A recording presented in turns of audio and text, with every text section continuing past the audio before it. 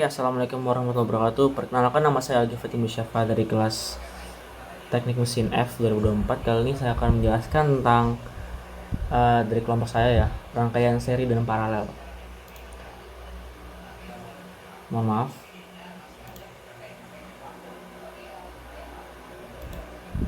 Jadi kita pertama-tama bahas dulu babnya apa saja yang akan kita pelajarin. Pertama ada latar belakang, dasar teori, penjelasan kedua rangkaian, tujuan, manfaat, alat dan bahan, pengujian, analisis, dan juga kesimpulannya. Jadi latar belakangnya, dalam dunia kelistrikan terdapat berbagai jenis rangkaian listrik yang digunakan untuk menghubungkan komponen-komponen seperti resistor, lampu, dan saklar. Salah satu jenis rangkaian yang sering digunakan dalam berbagai aplikasi adalah rangkaian seri dan juga paralel. Rangkaian ini merupakan kombinasi dari dua bentuk dasar rangkaian listrik, yaitu rangkaian seri dan paralel. Dengan menggabungkan kedua bentuk tersebut, rangkaian seri paralel menjadi sistem yang lebih fleksibel dan efisien dalam mendistribusikan arus dan juga tegangan. Kita masuk ke dasar teorinya. Jadi praktikum yang kita jalankan ini mengenai rangkaian listrik sederhana, bertujuan untuk memahami konsep dasar kelistrikan yang mencakup arus listrik, tegangan, hambatan, serta jenis-jenis rangkaian seperti seri dan paralel. Pemahaman teori ini sangat penting sebagai bekal dalam melaksanakan percobaan serta menganalisis data yang diperoleh dari hasil pengukuran. Jadi kita jelaskan dulu arus listrik ya pertama. Jadi arus listrik adalah aliran muatan listrik yang bergerak melalui suatu penghantar dalam satuan waktu tertentu. Besarnya arus listrik menunjukkan seberapa banyak muatan yang mengalir setiap detiknya dan dinyatakan dalam satuan ampere. Arus dapat diukur menggunakan alat yang disebut avometer. Jadi kita B, tegangan listrik atau beda potensial merupakan dorongan energi yang menyebabkan muatan listrik dapat mengalir dari satu titik ke titik lain. Tegangan dapat dianggap sebagai gaya yang mendorong elektron untuk bergerak dalam suatu rangkaian dan diukur dalam satuan volt menggunakan alat voltmeter. Terus C, hambatan listrik. Jadi hambatan listrik adalah ukuran seberapa besar suatu bahan atau komponen menghambat aliran arus listrik. Hambatan dipengaruhi oleh beberapa faktor seperti panjang penghantar, luas penampang kawat, jenis bahan, dan suhu. Suatu hambatan adalah OM. Terus kita akan menjelaskan kedua rangkaiannya ya. Yang pertama rangkaian seri dulu. Rangkaian seri adalah salah satu bentuk penghubungan komponen listrik yang paling sederhana. Pada rangkaian ini semua komponen dihubungkan secara berurutan sehingga arus listrik mengalir melalui satu jalur saja. Karena itu, arus yang melewati setiap komponen selalu sama besar, tidak peduli berapa banyak komponen yang dipasang. Jika kita membayangkan arus listrik sebagai aliran air, maka dalam rangkaian seri, air harus melewati semua pipa secara bergilir tanpa pilihan jalur lain. Terus untuk rangkaian paralel merupakan jenis rangkaian di mana semua komponen listrik terhubung ke sumber daya listrik melalui percabangan, membentuk jalur-jalur sendiri untuk arus listrik. Dalam rangkaian ini, setiap komponen berada langsung di antara kutub positif dan negatif sumber tegangan, sehingga masing-masing mendapatkan tegangan yang sama besarnya. Itu ada tujuan, jadi kayak tujuan dari praktek ini. Tujuan umum dari praktikum ini adalah untuk memberikan pemahaman menyeluruh kepada peserta didik mengenai prinsip dasar kelistrikan, khususnya dalam konteks rangkaian listrik sederhana. Praktikum ini bertujuan untuk mengenalkan secara langsung bagaimana arus listrik mengalir dalam suatu sistem, serta bagaimana tegangan dan hambatan bekerja dalam rangkaian yang disusun secara seri dan juga paralel. Masuk manfaatnya. Jadi ada dua manfaat ya, manfaat akademis dan juga manfaat teknikalnya. Jadi buat akademisnya, manfaatnya itu pemahaman konsep dasar listrik, peningkatan kemampuan analisis aplikasi hukum fisika dalam kehidupan nyata, dan juga pengembangan keterampilan praktis dalam bidang listrik. Kalau manfaat teknikalnya, penguasaan teknik penyusunan rangkaian listrik, peningkatan kemampuan menggunakan alat ukur, penguasaan prinsip dasar kelistrikan dalam praktik, solusi terhadap masalah praktis dalam rangkaian listrik, dan juga peningkatan keterampilan dalam merancang sistem listrik. Yang ketiga ada alat dan bahan. Jadi di sini kita cukup banyak memakai alat dan bahannya. Jadi yang pertama ada lampu 2,5 volt dan juga lampu 3 volt, resistor 10 ohm dan 20 ohm. Di sini sebenarnya kita memakai yang 20 ohm tapi mendekati, tidak apa-apa. terus ada saklar atau switch, dudukan baterai, kabel penghantar, terus juga baterainya 2 kali 1,5 volt atau 3 volt, voltmeter untuk menghitung tegangannya, terus dudukan lampu LED, papan dudukan sebagai dudukan buat lampu-lampunya, lem tembak, cutter, multimeter buat mengukur, dan juga kita bakal menjelaskan tentang pengujiannya dulu. Jadi pertama-tama kita siapkan alat dan bahan seperti kabel, baterai, saklar, lampu, dan papan perakitan. Kita merangkai rangkaian seri. Sambungkan baterai, saklar, dan 2 lampu bohlam secara berurutan dalam satu jalur tertutup. Terus pastikan sambungan rapat dan aman. Terus kita menguji rangkaian seri. Nyalakan saklar, amati nyala lampu, dan kita catat hasil pengamatan.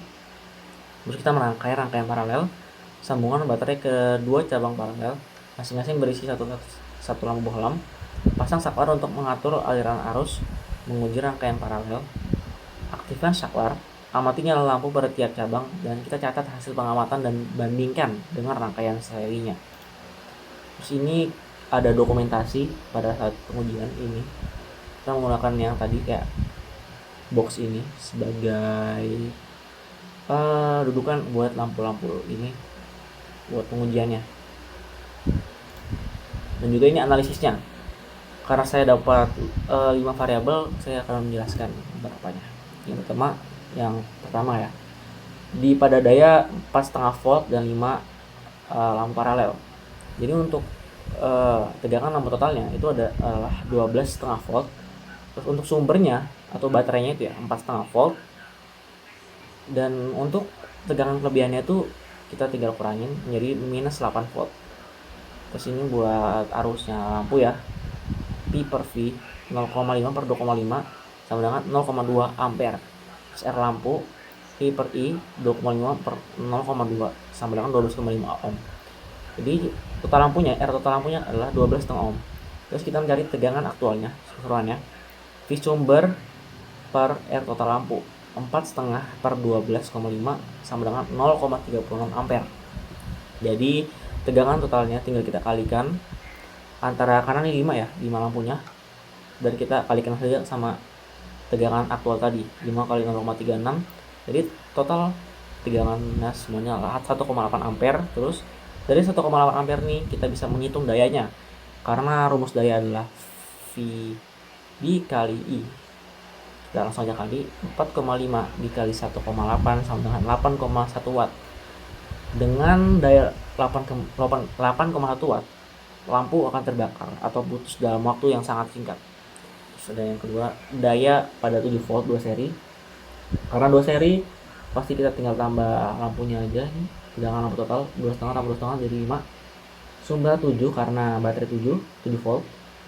V kelebihannya tinggal kita kurangin 7 dikurang 5 sama dengan 2. I lampu atau arus lampu P per V 0,5 per 2,5 sama dengan 0,2 ampere. R lampunya V per I 2,5 per 0,2 sama dengan 12,5 ohm. Untuk R total lampunya tinggal kita tambahin 12,5 tambah 12,5 karena 2 ya, jadi 25 ohm. Untuk arus aktualnya itu kita tinggal hitung aja, V sumber dikali R total lampu 7 per 25 sama dengan 0,28 ampere. Dan dayanya tinggal kita kalikan, V sumber dikali I aktual 7 kali 0,28 sama dengan 1,96 watt. Kita pengujian yang lain. Yang ketiga, daya pada 7 volt dan lampunya itu 2 paralel. Lampu totalnya itu seperti biasa tadi karena 2 di 5 volt, sumber 7 volt, kelebihannya 2 volt. Buat arusnya sama, arusnya 0,2 ampere. R lampunya 12,5 ohm. R total lampunya 12,5 ohm. Untuk arus aktualnya tinggal kita bagi 7 per 12,5 0,56 ampere. Dan buat arus totalnya adalah 2 karena 2 lampunya kita kali saja 2 kali 0,56 yaitu 1,12 ampere. Dan dayanya tinggal kita kalikan di antara tegangan dan juga arusnya, yaitu 7 dikali 1,12 12 yaitu 7,84. Terus kita ke variabel keempat, daya pada 7 volt dan lampunya 3 seri. Lampu totalnya ada 7,5 volt, buat sumbernya 7 volt. Kelebihannya tinggal kita kurangkan tadi, jadi minus setengah volt.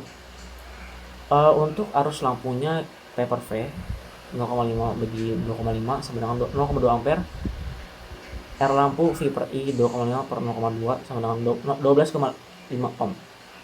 Untuk R total lampunya 12,5 tambah 12,5 tambah 12,5 37,5 ohm. Untuk arus aktualnya kita tinggal bagikan V per R 7 per 37,5 sama dengan 0,187 A. Untuk dayanya, daya semuanya kita kalikan aja tegangan dan arusnya. 7 dikali 0,18 sama dengan 1,309 watt. Lampu akan sedikit redup tapi cukup aman dan juga stabil. Untuk yang terakhir, analisis terakhir, daya pada 7 volt dan juga lampunya 3 paralel. Untuk V lampu total, karena 3 kita jumlahkan semua jadi 7,5 volt. Terus sumber 7 volt kita kurangi saja, 7 dikurang 7,5 sama dengan minus setengah volt. Untuk arus lampunya V per V sama dengan 0,2 ampere. R lampu V per I 2,5 per 0,2 sama dengan 12,5 ohm. R total lampu 12,5 ohm. I aktual sama seperti tadi, kita tinggal bagikan saja 0,56 ampere dan juga jadi arus totalnya tinggal dikali 3 karena lampunya 3 dikali 0,56 sama 1,68. Dan dayanya tinggal kita kalikan V sumber dikalikan arus total dengan 7 kali 1,68 sama dengan 11,76 watt. Daya segini akan membuat lampu terbakar karena over voltage, arus besar dan kabel juga bisa panas. Kesimpulannya, praktikum ini berhasil menunjukkan perbedaan dasar antara rangkaian listrik seri dan paralel, baik dari sisi aliran arus, distribusi tegangan maupun total hambatan. Dalam rangkaian seri, arus yang mengalir sangat besar pada setiap komponen, namun tegangan terbagi sesuai hambatan. Sementara itu, dalam rangkaian paralel, tegangan pada tiap cabang sangat besar, sedangkan arus terbagi sesuai nilai hambatan masing-masing. Melalui pengamatan langsung, siswa mampu merakit dan mengoperasikan rangkaian listrik sederhana, mengukur arus dan tegangan dan alat ukur, menerapkan hukum Ohm dan hukum Kirchhoff untuk analisis kelistrikan, mengidentifikasi fungsi dan peran komponen seperti resistor, baterai, adaptor, dan saklar, menyimpulkan bahwa rangkaian paralel lebih stabil terhadap kerusakan salah satu komponen dibandingkan rangkaian seri. Secara keseluruhan, praktikum ini tidak hanya memperdalam pemahaman teoritis tentang kelistrikan, tapi juga melatih keterampilan praktis, kerjasama tim, serta berpikir kritis dalam merancang dan mengevaluasi sistem listrik sederhana. Hal ini menjadi dasar penting dalam penguasaan konsep kelistrikan untuk bidang teknik dan aplikasi kehidupan sehari-hari. Oke, mungkin itu saja yang bisa saya sampaikan. Kurang lebihnya mohon maaf kalau ada salah sebut, juga minta maaf. Assalamualaikum warahmatullahi wabarakatuh.